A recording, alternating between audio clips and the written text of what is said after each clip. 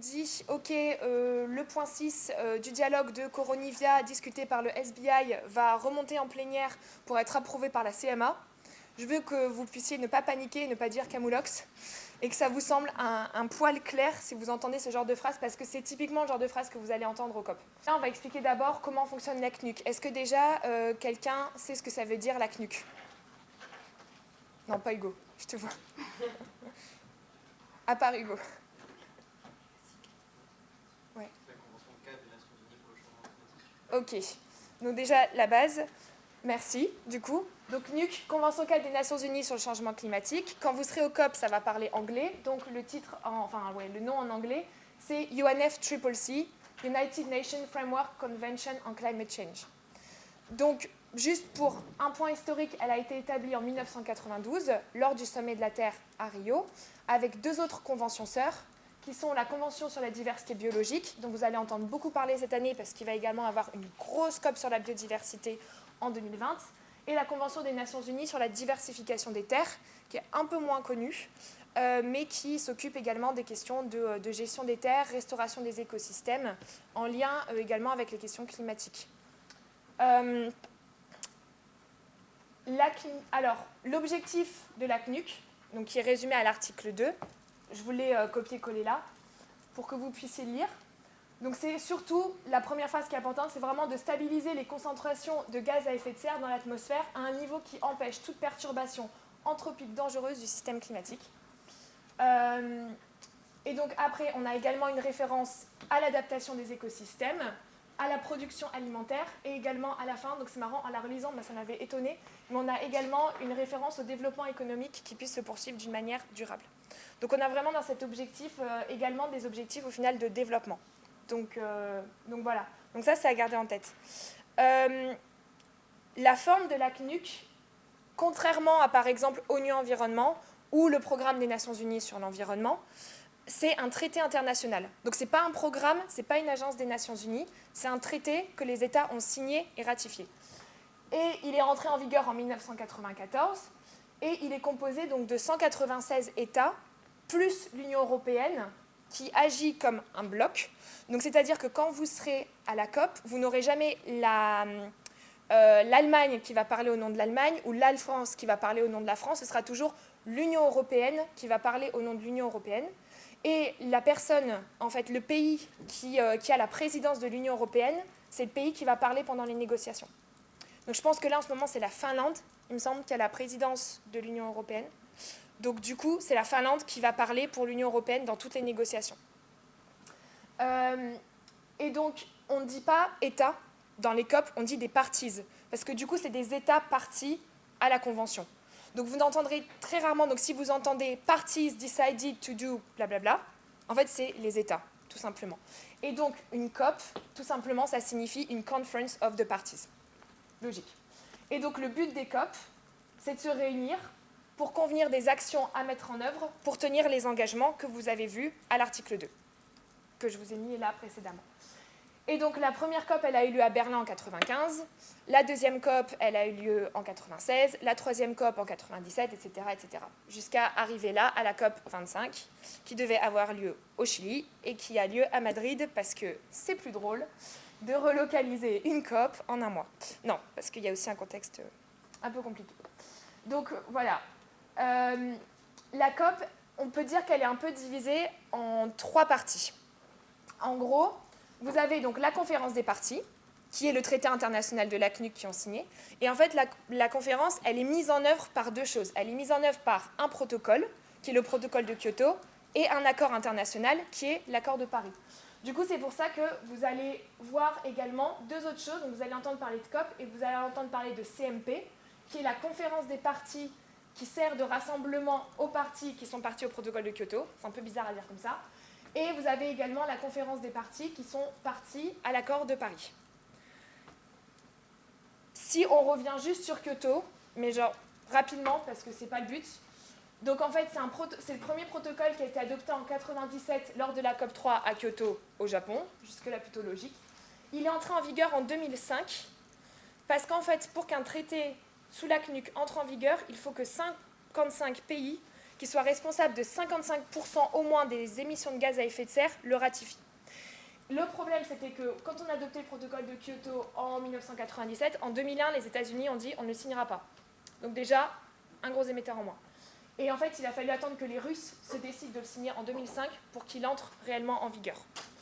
Il avait une première période qui était de 2008 à 2013, et à la COP en 2012, qui se passait au Qatar à Doha, on a décidé de prolonger le protocole de Kyoto pour une deuxième période d'engagement, donc de 2013 à 2020. Donc c'est ce qu'on appelle l'amendement de Doha, que tous les pays n'ont pas encore forcément ratifié. Le but du protocole de Kyoto, c'était vraiment globalement de réduire les émissions de 5% en moyenne par rapport au niveau de 1990. Et en fait, c'était une approche très top-down. On allait dire, OK, globalement, on réduit de 5%. Toi, l'Union européenne, ton effort, c'est 8%. Toi, les États-Unis, ton effort, c'est X%. Et de toute façon, ils n'ont pas ratifié, etc. Donc, on avait vraiment une approche qui était par le haut. Et en fait, le protocole, il est surtout divisé entre ce qu'on appelle les pays de l'annexe 1, qui sont les pays développés, et les pays qui ne font pas partie de l'annexe 1, qui sont les pays en développement. Parce que cette division, en fait, elle est liée à un principe que vous allez entendre parler tout le temps dans les négociations internationales, qui est le principe des responsabilités communes mais différenciées. En gros, c'est assez simple. C'est de se dire que, en gros, ça vient des pays en développement, ce principe, où ils ont dit, bon, ok, on est d'accord qu'on a tous une responsabilité pour limiter nos émissions de gaz à effet de serre. Sauf qu'en l'état actuel des choses, si la planète se réchauffe, historiquement, c'est lié aux pays développés. Du coup, nous, on est d'accord pour faire un effort, parce qu'il faut tous qu'on le fasse, mais d'un côté, on n'est pas d'accord pour devoir faire autant d'efforts que des pays développés, parce qu'on n'est pas responsable du changement climatique au final. Quand vous avez, par exemple, un pays comme le Ghana qui est responsable de 1% des émissions de gaz à effet de serre, vous allez trouver ça normal qu'il ne fasse pas autant d'efforts que les États-Unis, par exemple. Du coup, c'est ce principe qui sous-tend un peu des distinctions où les pays en développement sont là, genre oui, ok, 2 minutes, mais d'un côté, c'est les plus gros émetteurs qui font le plus d'efforts. Donc c'est pour ça que sous Kyoto, on avait vraiment divisé, et donc les pays de l'annexe 1 avaient beaucoup plus d'obligations que les pays qui n'étaient pas partis à l'annexe 1. Et donc, au COP, du coup, le protocole de Kyoto se réunit toujours, mais il va finir en 2020. Donc, il y aura un sujet sur le protocole de Kyoto à la COP25, de savoir ce qu'il va advenir. Est-ce qu'en 2020, on choisit de le prolonger ou pas? Mais donc, vous allez voir qu'il y a des réunions de la CMP. Et donc, CMP, ce sera les réunions du protocole de Kyoto. Et tous les pays ne font pas partie du protocole de Kyoto. Pour l'instant, ils sont 192. Donc, voilà, je ne sais pas si pour l'instant c'est clair. Sur la CMA pour l'accord de Paris, je reviendrai dessus après quand je parle de l'accord de Paris. Pour l'instant, je ne vais pas revenir dessus. Après, vous avez aussi 2 organes qui sont des organes permanents qui soutiennent en fait la COP, la CMA et la CMP. Et donc, on les appelle les organes subsidiaires. Donc, c'est le SBI, Subsidiary Body for Implementation, et le SBTA, Subsidiary Body for Scientific and Technical Advice. En gros, le SBI, il va s'occuper de toutes les questions de mise en œuvre des politiques publiques. Le SBTA va s'occuper de toutes les questions techniques et scientifiques. Donc, par exemple, si vous prenez l'agriculture, c'est un sujet qui peut être partagé entre les deux, parce que si vous avez des questions de politique agricole, pour par exemple faire en sorte que les terres deviennent des puits à effet de serre, ça peut être fait sous le SBI. Et si vous avez par exemple les questions de quelle technique on utilise pour mesurer le potentiel des terres pour être un puits à effet de serre, question plutôt technique, ça peut tomber sous le SBTA. Donc des fois, il faut faire gaffe. En fonction du sujet que vous souhaitez traiter, regardez bien s'il se fait sous SBI ou sous SBTA. Les sujets de négociation que vous allez pouvoir choisir de suivre, je vous conseille de ne pas essayer de tout suivre, à moins que vous ayez décidé de ne pas dormir et de ne plus manger. C'est bien d'avoir son sujet de négociation que vous pouvez suivre et que vous finissiez par maîtriser au bout d'un moment. Donc vous avez donc tout d'abord ce qu'on appelle mitigation, je vous les ai mis en anglais parce que de toute façon vous les entendrez plutôt en anglais. Vous avez mitigation, donc c'est la question de l'atténuation, donc vraiment la réduction des émissions. Vous avez les questions d'adaptation et de résilience des écosystèmes, donc là plus comment on s'adapte au changement climatique. Vous avez les questions de finance, qui sont un très très très gros volet des négociations internationales, parce que c'est qui paye, donc c'est la question éternelle. Vous avez les questions de pertes et dommages, où ça, en fait, c'est une question qui a été poussée depuis 2013 dans les négociations internationales, notamment par les petites îles du Pacifique, donc le groupe, où en fait, ils disent, bon, ok, c'est bien qu'on parle d'adaptation au changement climatique, mais il y a des fois, on a des dommages qui vont au-delà. C'est-à-dire que moi, par exemple, si mon île, elle est en train d'aller sous les eaux parce qu'il y a une montée des eaux, là, c'est plus juste une question d'adaptation au changement climatique. Là, j'ai une perte, je vais perdre ma terre. Donc, du coup, ils ont dit, ça, comment on le gère ? Et donc, c'est un sujet contentieux parce que les pays développés, notamment l'Union européenne, cherchent toujours à refaire passer les questions des pertes et dommages sous le volet adaptation, parce que derrière, ils ne veulent pas compenser financièrement tous ces problèmes-là. Les pays en développement cherchent vraiment à l'inscrire comme un point à part, parce qu'ils sont là, genre, non, mais là, ça va au-delà de l'adaptation. Là, on parle de cyclones, on parle de cataclysmes, on parle de maisons, d'infrastructures détruites. Donc, on est au-delà de l'adaptation au changement climatique. Donc, c'est un sujet très contentieux qui fera l'objet d'une grosse négociation à la COP25, parce qu'ils vont discuter de potentiels instruments financiers. Et clairement, les pays développés, notamment l'Union européenne, ont beaucoup de réticence à financer les pertes et dommages. Donc voilà. Après, il y a la question de l'agriculture et changement climatique, qui fait l'objet donc, de ce qu'on appelle, alors ne me demandez pas pourquoi, c'est le dialogue de Coronivia. Donc si vous suivez la question de l'agriculture, c'est ce nom. Je ne sais pas pourquoi. Vous avez les questions de genre, parce qu'il a quand même été prouvé que le changement climatique exacerbait en fait les inégalités de genre. Vous avez les questions d'éducation. Donc éducation, ça s'appelle ACE, Action for Climate Empowerment. Donc derrière, si vous voulez suivre les questions de jeunesse et d'éducation, il faut suivre ACE. Vous avez les questions de renforcement de capacité. Donc renforcement de capacité, c'est vraiment de dire que c'est une question qui, pareil, a été poussée par les pays en développement, qu'ils ont dit, bon, ok, nous on est d'accord, on veut mettre en place des mesures pour limiter nos émissions de gaz à effet de serre ou pour s'adapter au changement climatique, mais on n'a pas forcément toutes les capacités. On n'a pas forcément les formations, on n'a pas forcément les personnes qui ont les expertises sur place, donc comment on fait ? Donc il y a toute cette question de renforcement de capacité où c'est par exemple, je ne sais pas, l'Agence française du développement qui va organiser un workshop dans un pays pour les aider à mettre en place un dialogue institutionnel et une coordination pour lutter contre le changement climatique. Donc c'est toutes ces questions un peu, le périmètre est très large. Vous avez les questions de transfert de technologie, même logique, ça vient des pays en développement qui se sont dit,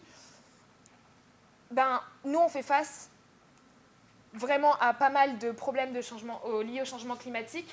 On n'a pas toutes les technologies parce que c'est plutôt les pays développés qui vont poser les brevets et qui vont mettre en place des technologies type pour pouvoir prédire l'arrivée d'un typhon ou d'une catastrophe ou pour pouvoir prédire l'arrivée d'une sécheresse. Ça met en place des technologies, par exemple météorologiques, que les pays en développement n'ont pas forcément. Et les brevets sont souvent posés par les pays développés.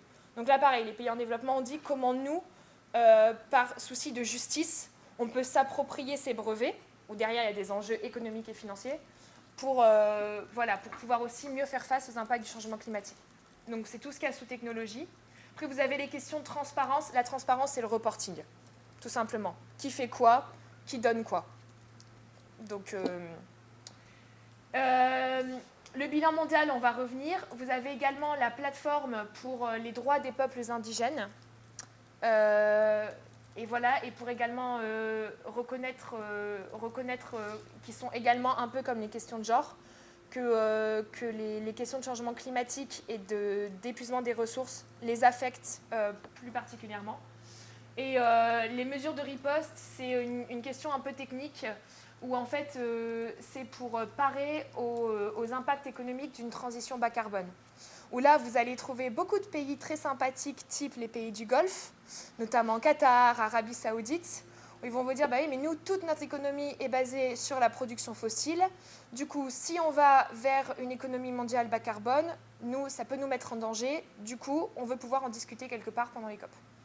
Donc c'est ça que vous allez trouver dans les négociations sur les mesures de riposte. Donc voilà, donc ça c'est un peu tous les sujets.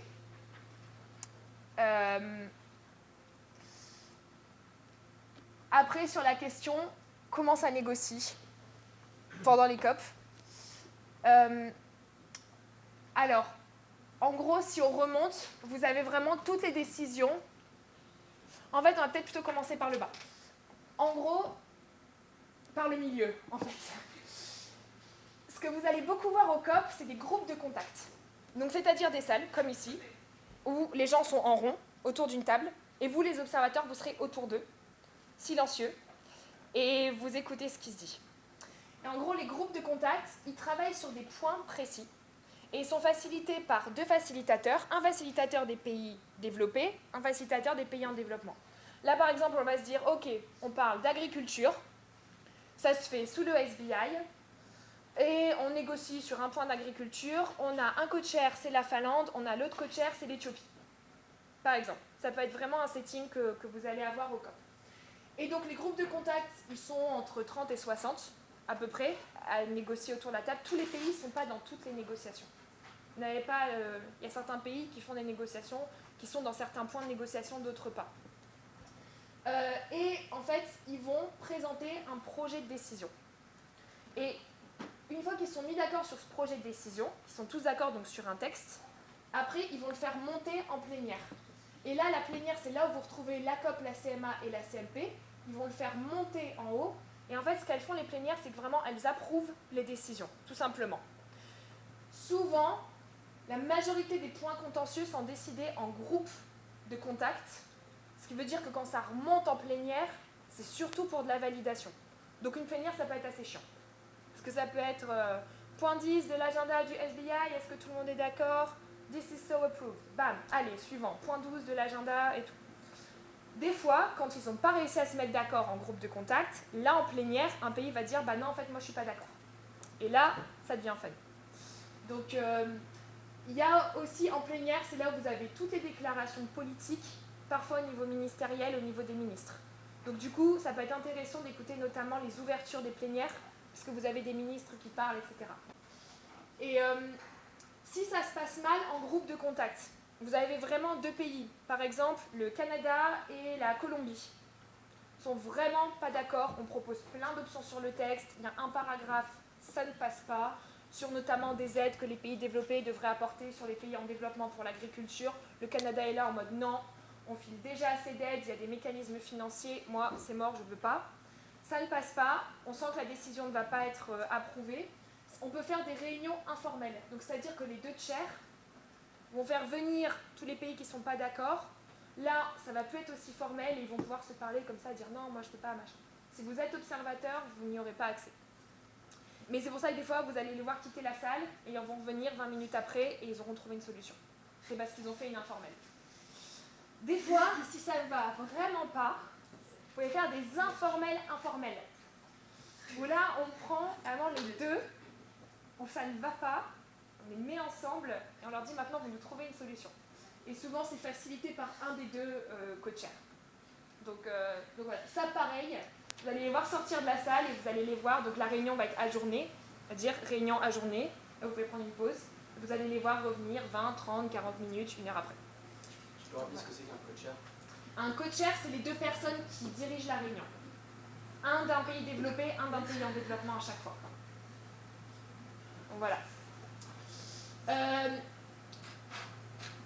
Donc après voilà, sur le texte en soi, comment ça se passe, c'est qu'en gros au début, quand vous voulez, voilà, si on reprend cet exemple d'agriculture, au début les chairs vont envoyer à leur groupe avant par email, donc ça se fait bien en amont d'une COP.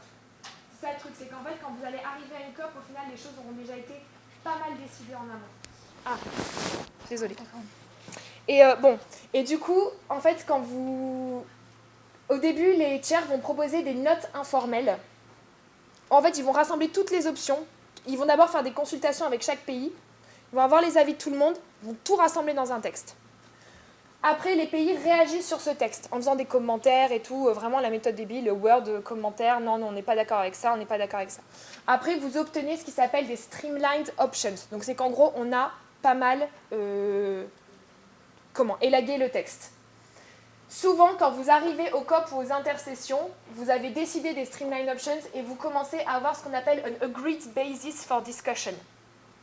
Donc, c'est important ça parce que quand vous allez arriver dans votre négociation, en fonction de comment ils appellent le texte, vous allez pouvoir savoir dans quelle étape de la négociation ils sont. Des fois, quand le texte est vraiment contentieux, on arrive au COP et c'est encore une note informelle. C'est ce qui s'était passé notamment avec la question de l'article 6. Donc là, si vous êtes encore au stade de la note informelle, vous savez que votre négociation va être longue. Très souvent, quand vous arrivez au COP, ils sont déjà sur des agreed basis for negotiation. Donc le texte a déjà été pas mal élagué. Et après, de ça, on en passe sur une draft decision.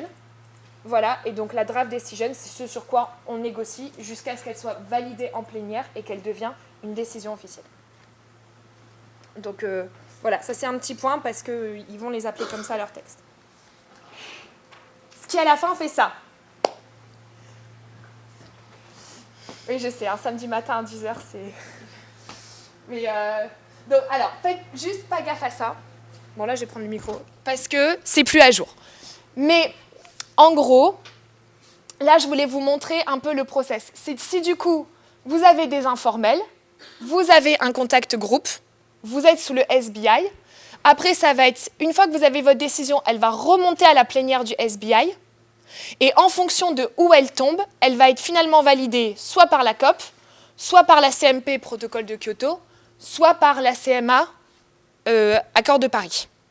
Donc du coup, surtout pour ceux qui seront en semaine 2 de négociation, moi j'ai mis 1 an à comprendre ça, honnêtement, sur pourquoi les textes remontent et puis validés en plénière du SBI, et puis après ils ressortent et puis ils repartent et sont revalidés en plénière de la CMA parce que c'est l'accord de Paris, et à la fin la COP valide le tout.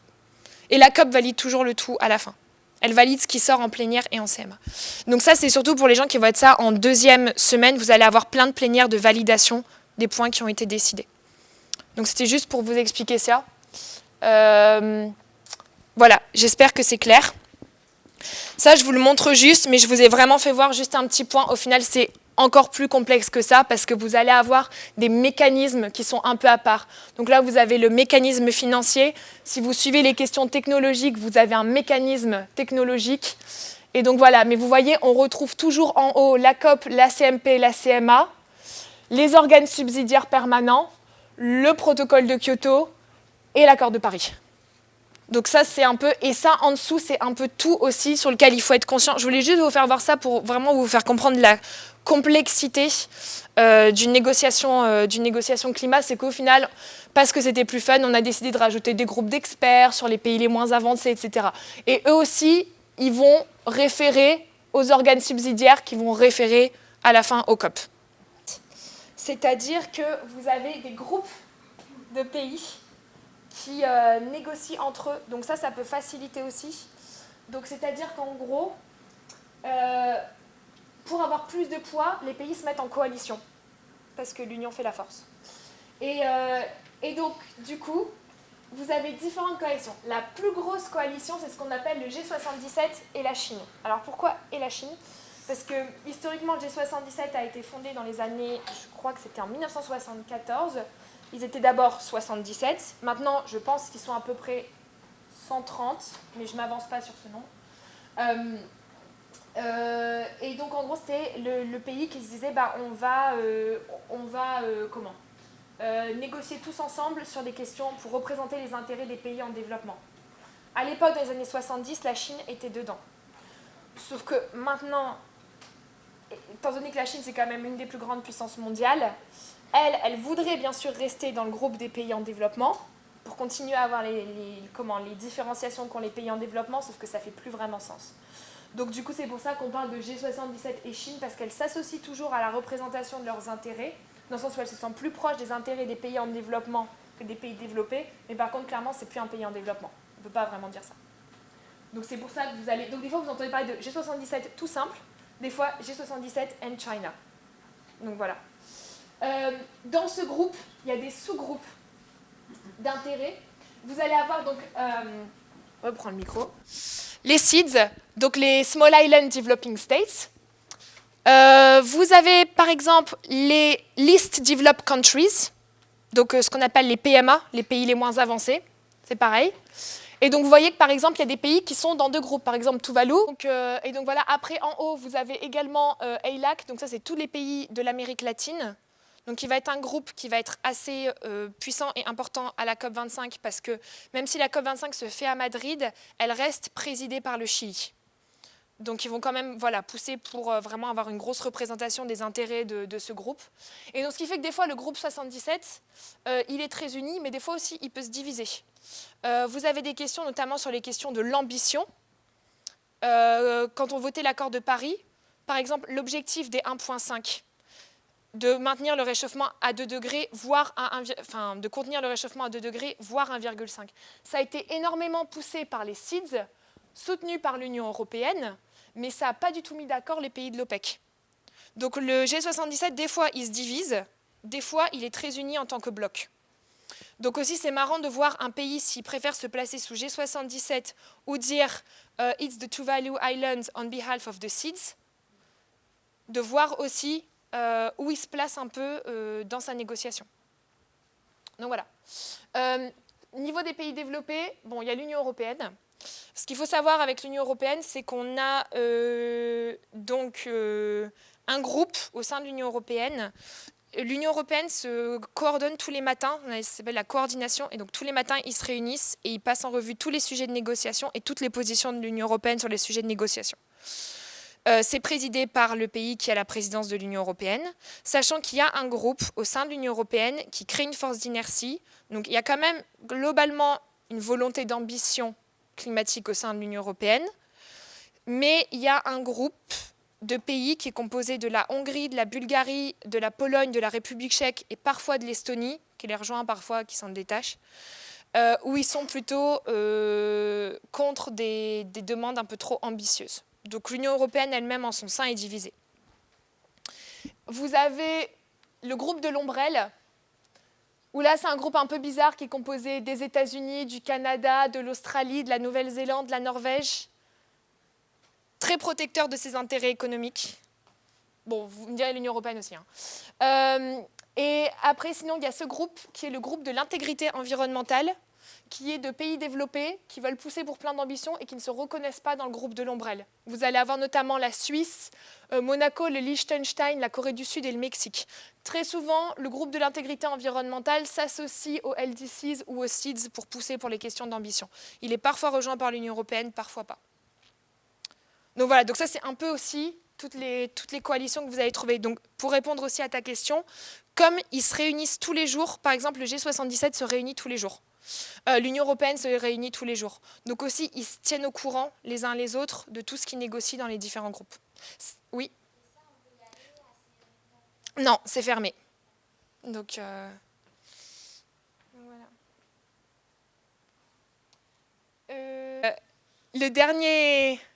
La dernière slide, donc c'est sur les protagonistes et les badges. Donc c'est les personnes au-delà des pays, les individus qui composent les COP.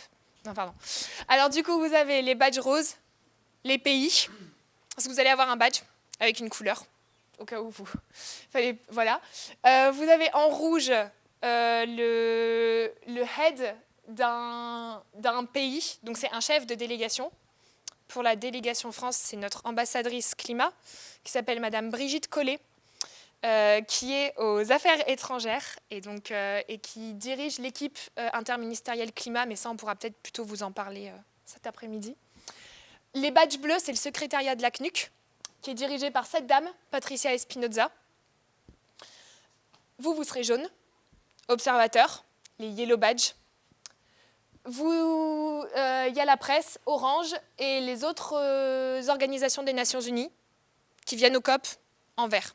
Par exemple, le programme des Nations Unies pour l'environnement qui assiste au COP, qui envoie certaines personnes, ou par exemple ONU Environnement, qui va envoyer certains représentants pour suivre les négociations climat. Ils n'ont pas de pouvoir de négociateurs, ils sont en fait observateurs, comme nous. Oui, Lucie.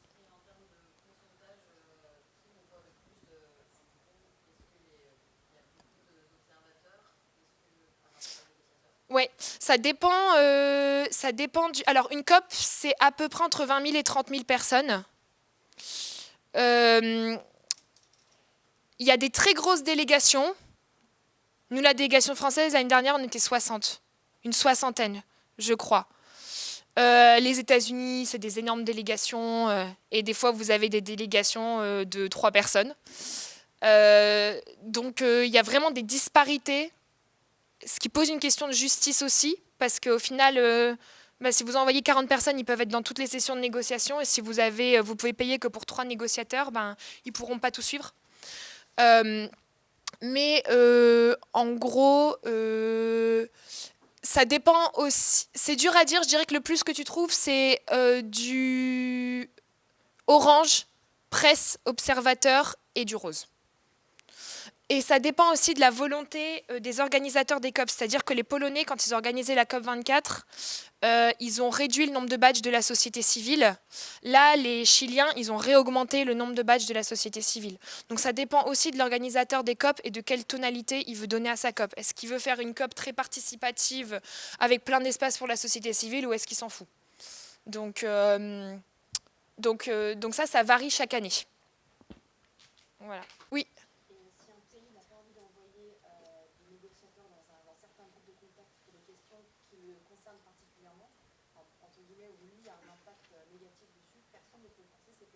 Non, ouais, non. Ils décident vraiment d'où ils veulent aller. Après, s'ils ne peuvent pas, c'est pour ça aussi qu'ils vont se coordonner avec leur coalition. Donc, pour faire en sorte que leur intérêt soit quand même représenté, même s'ils ne peuvent pas envoyer, eux, de négociateurs. Oui. Quel est le processus pour s'inscrire en tant qu'observateur et est-ce qu'il y a des petites astuces pour faciliter cette inscription ? Alors normalement, pour être observateur, il faut que l'entité avec laquelle tu partes soit accréditée à la Convention 4 des Nations Unies. Donc que tu aies déposé un dossier, qu'ils aient regardé. Donc il faut que tu ailles avec une ONG ou une organisation, un think tank, n'importe, qui soit accrédité à la CNUC. Donc... Et après, en fait, non, c'est vraiment très facile de donner des badges, mais il faut que tu sois, en fait, tu peux pas venir toi tout seul. Il faut que tu viennes avec une organisation. Et d'ailleurs, vous voyez, en fait, il y aura votre nom et le nom de l'organisation qui vous donne un badge. Donc voilà.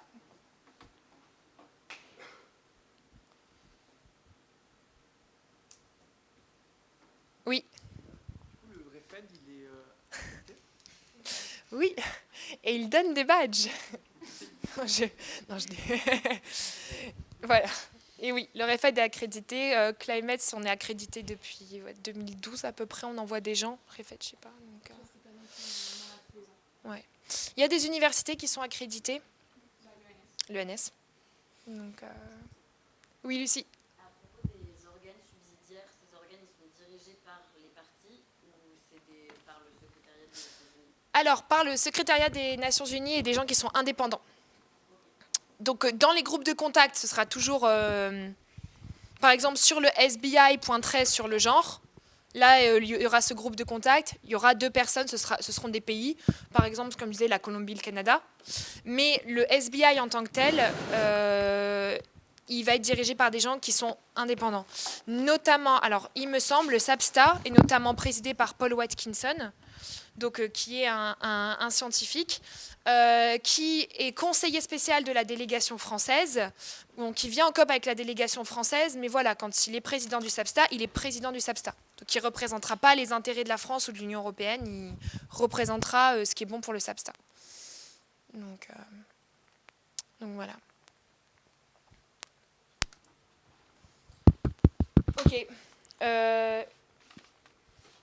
On peut passer peut-être à l'accord de Paris, du coup. Oui, il faut avancer, non, parce que...